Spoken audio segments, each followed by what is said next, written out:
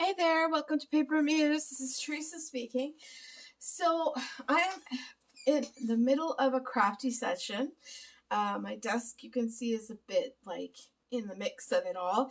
And I thought, hey, I'm going to show you guys what I've been creating. And I was inspired by a recent video. I'm hoping it's recent. I mean, I go through my subscription list and pretty much anything I see that's interested, I put to watch later, and then I play that playlist. Anyways, but it was from Ceri the Crafter. And he had this, it wasn't even about these things. It was a video about belly bands, but he was showing by making his belly bands all of his vintage ephemera, like any of his ephemera, but it was on the vintagey side. And I was like, oh my gosh, that's fascinating, what a great idea. So what he did was he made his own labels, and he just used illustrations from gardening books. And I happen to have a nice gardening book. Oh, let me remember, I will show you. Oh my goodness. Bear with me one moment. So I have this, very nice 70s-esque gardening book. The thrift store near me charges 35 cents for one of these, and it is just a landmine of goodies. And I have already snipped and cut out a lot of the great illustrations that are there, but there were some leftover pieces that obviously, because it's double-sided page, I would take the one that I liked the best, and then on the other side there were still more, but they were maybe cut off halfways, or even just a fourth left, or a third. So I used these tags. So now I got these lovely label stamps at the Dollar Tree, and they work wonderful, and they are actually one of my favorite stamps because I just love making little labels, and they're perfect. I mean, I don't use a lot of the big ones, but these ones I do use. Let me get a piece of paper. These are the ones that I was concentrating on using. I believe there's one more. Here we go. Those I just love, adore, because a lot of times when you're making ephemera, you need little bits to go on it. So that's what I did, is I basically took these illustration, and anything I had left, I would just use the little leftovers to create these tags. Not tags, labels, Teresa. Okay. And then I decided, well, I'm going to try book pages, and then, oh my gosh, look at that. I used book pages, and then I stuck with brown as my because I wanted to do that. It was very vintagey inspired, and I'm not usually a vintage person, but this kind of does look wonderful with a pop of color, doesn't it? So it's not bad.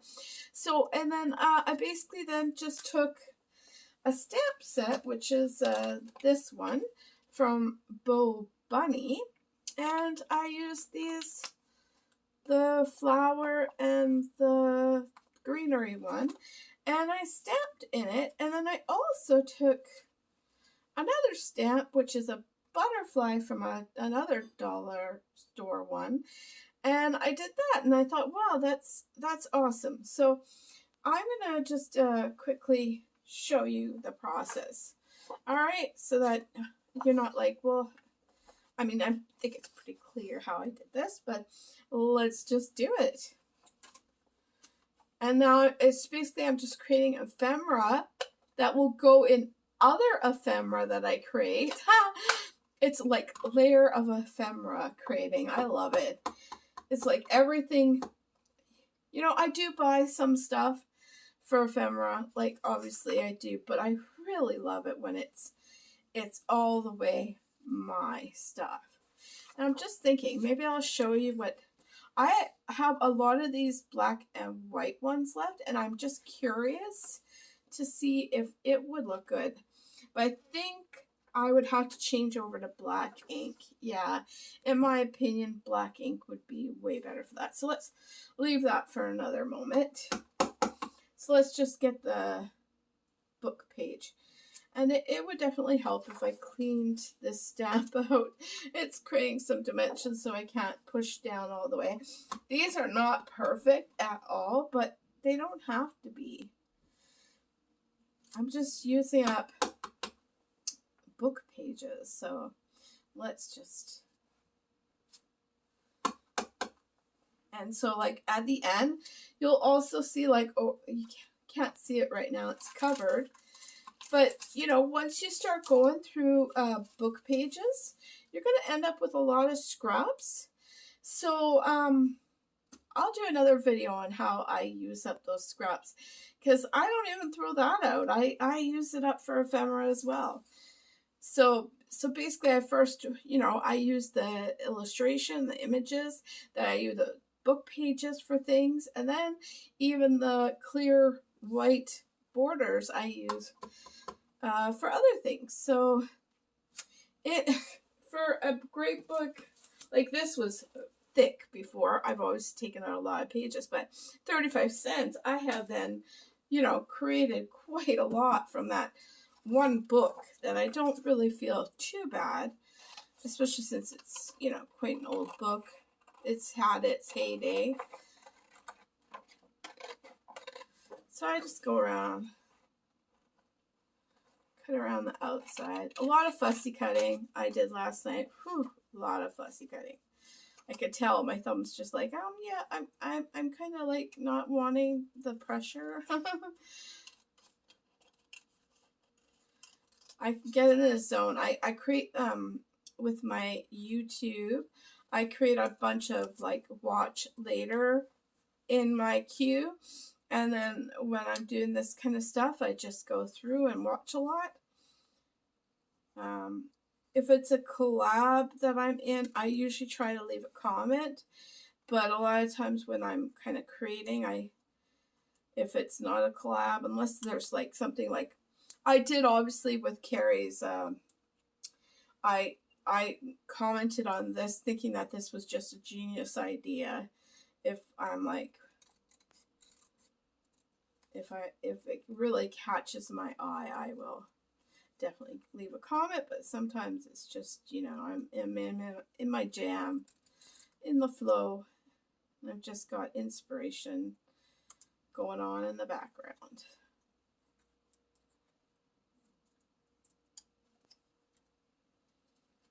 All right. So as you can, well, how about we just do that one? I've got that one. Woohoo! So I just take something like a backing so I don't mess up my others. And then I take, let's say, the butterfly, and I stamp it.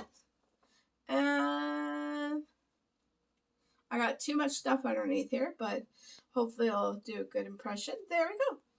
And there we have this really cool label that I could add to a tag, add to a cluster, add to so many different things.